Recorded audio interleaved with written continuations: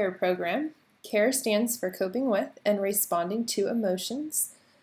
CARE is a transdiagnostic cognitive behavioral intervention. And transdiagnostic means that the program is designed to treat school-related anxiety, depression, and anger management symptoms all within the same program. We have pulled from multiple research-based CBI components for anxiety, depression, and conduct-related disorders in developing CARE. And this video here is just going to provide you with an overview on the materials that make up the CARE program and where you can find them and how you can utilize them.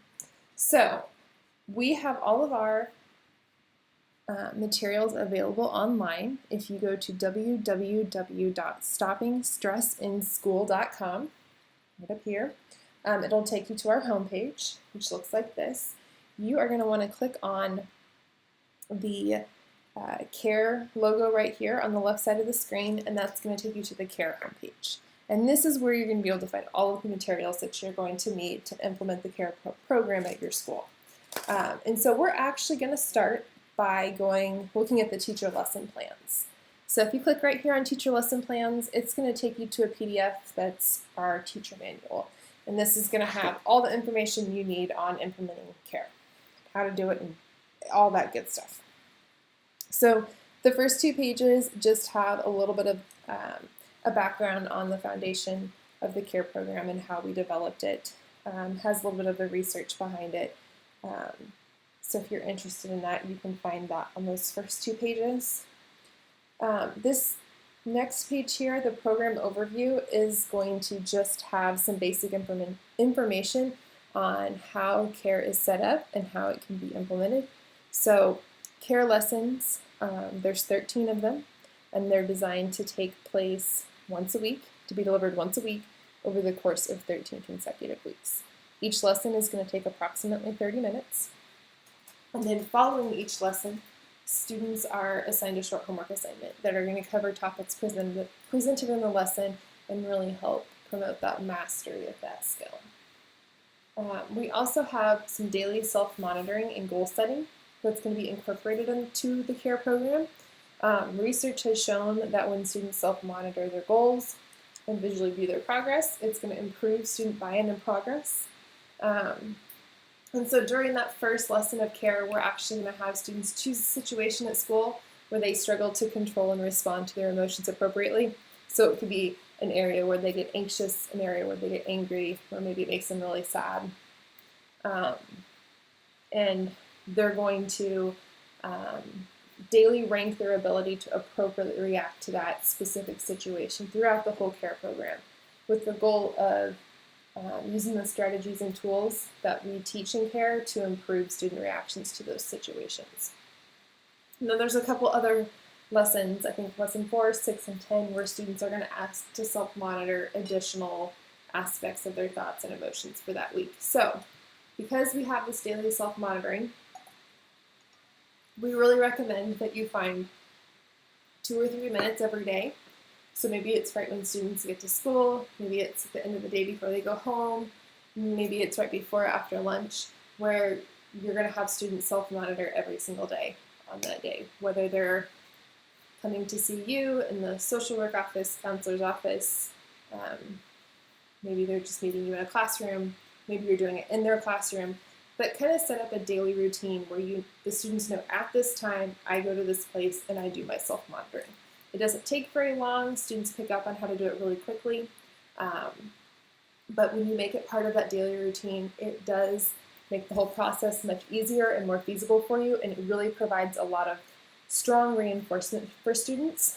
And so just consider that as you get ready to implement this program and you kind of start setting up what this looks like in your school. But this teacher's manual is going to have all the necessary information you need to carry out the CARE program. Each lesson plan includes lesson objectives, lesson materials, step-by-step instructions for implementing the program, and then we also have ideas for any supplemental activities that might be needed. These supplemental activities are 100% not required. but they're there for you to use if you would like. Additionally, we have PowerPoints that feature each page as a student workbook, and we're going to have training videos for each of the lessons so that you can watch a short little video that will kind of walk you through what the lesson is all about and other considerations that you might want to take into account. And so all of the materials and the videos are going to be found at StoppingStress.school, and I'm going to walk you through each of those here in a minute.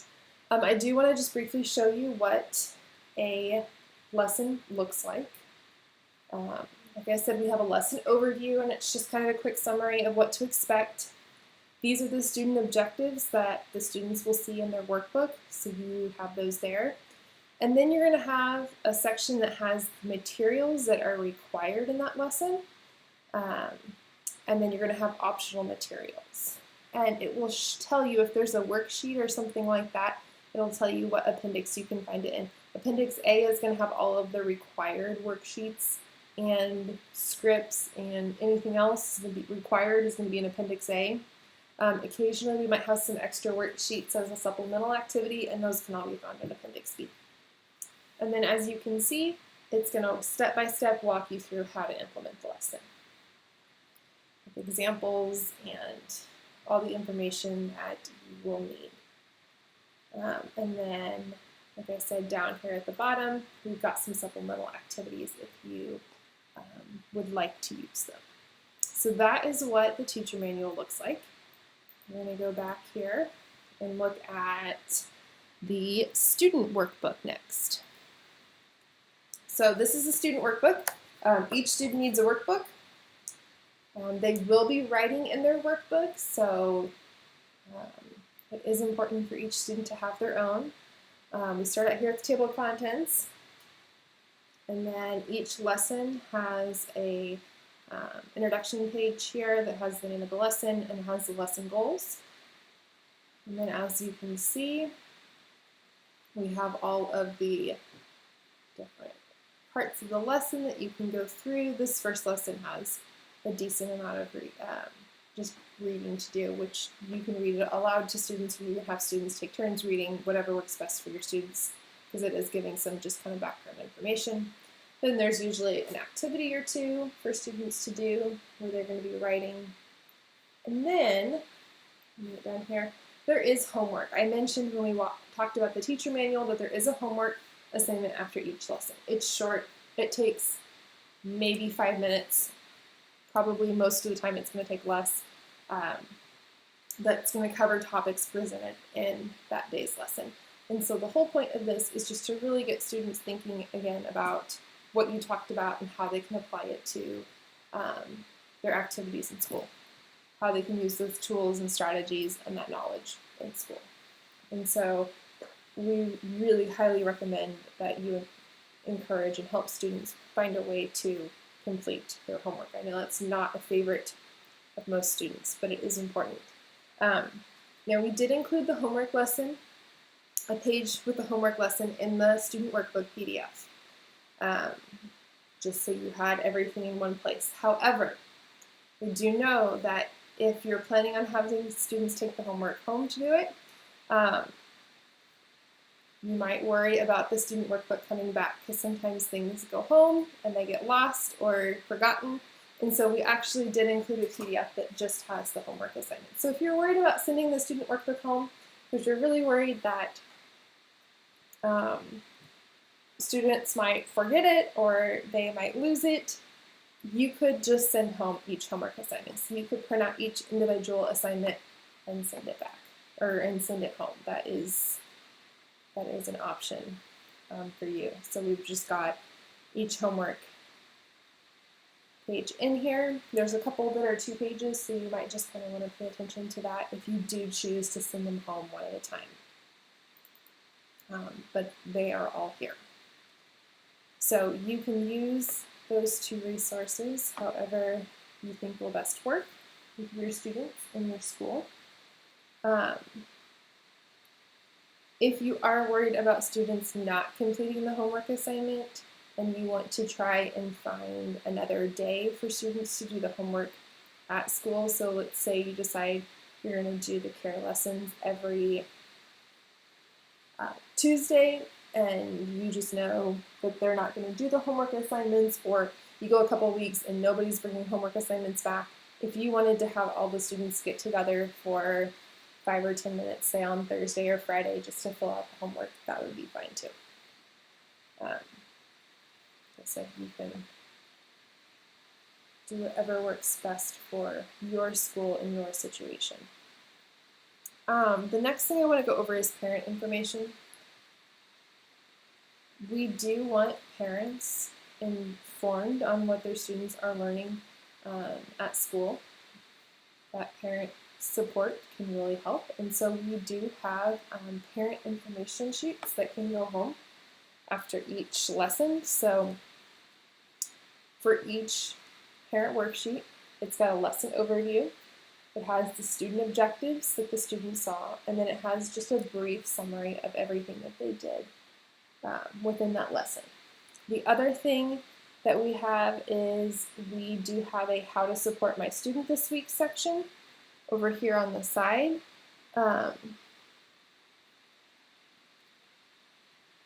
It's just got really short activities or talking points that parents can use with their students to help support their growth in those skills and strategies that you've been teaching them during the week. So just as an example here, lesson 2 is all about goal setting. So to support your student, we've got suggestions. You can talk to students about goals that they've set and how they've helped. Parents can set a small goal to complete with their student at home, like making their bed every morning. And then we do teach a relaxation strategy during lesson 2. And so we suggest that maybe they can practice that with their student. And we've actually, a couple of the parent lessons also have like additional worksheets to go with it. So like lesson 2, we teach calm breathing. So we send home a little worksheet that explains how to do calm breathing. So that parents can practice that with their students if they want. So those can go home after every lesson as well. And then finally, we do have PowerPoints. And so we have a corresponding PowerPoint presentation that goes with each lesson that just has the different parts of the student workbook. So I'll give you an example here. Here's lesson 1. Here's the PowerPoint for lesson 1. So you might notice here we've got our lesson 1 title page. There's a lesson 1 title page.